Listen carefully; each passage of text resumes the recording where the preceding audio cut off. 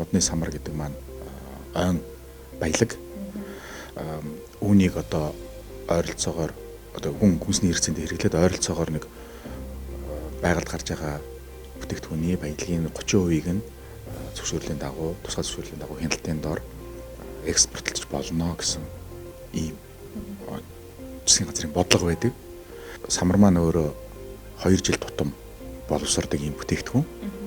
Тэгэхээр зохион байгуулалтгүй гэхдээ циклтэй явагддаг ийм бизнес болоод 30 жил болсон гэж ойлгож байна.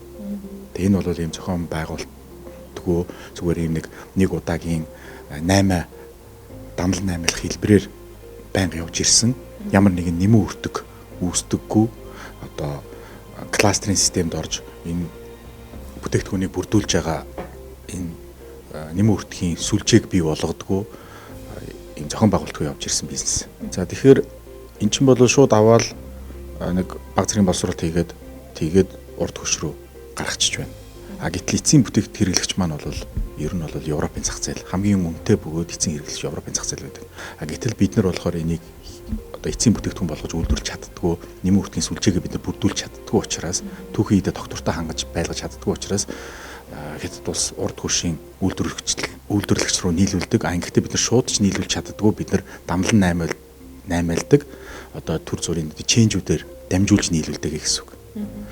Хэрвээ бид нар кластерын зохион байгуулалтанд ороод түүж байгаа хүн нь ойлгомжтой. Түүж байгаа хүндээ бид нар сургалт явуулчихна.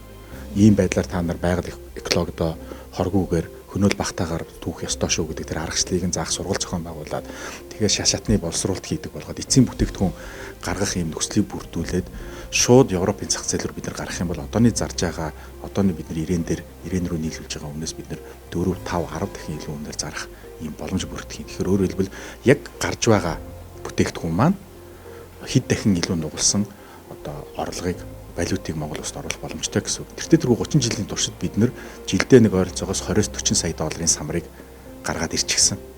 Тэгвэл хэрвээ бид нар эцсийн бүтээгдэхүүн үйлдвэрлээд кластерын зохион байгуулалтанд ороод боловсруулах үйлдвэрлэлд хөрөнгө оруулалт хийгээд хаана хичнээн төгрөгийн ямар үйлдвэр барихыг тодорхойлоод тэр дээр нь дэмжлэг үзүүлэлт өгчих юм бол ойролцоогоор 150-аас 200 сая долларын бүтээгдэхүүн одоо яг нэг хэмжээ маань 200 үнэлгээ нь өндөр болоод орж ирнэ л гэсэн үг.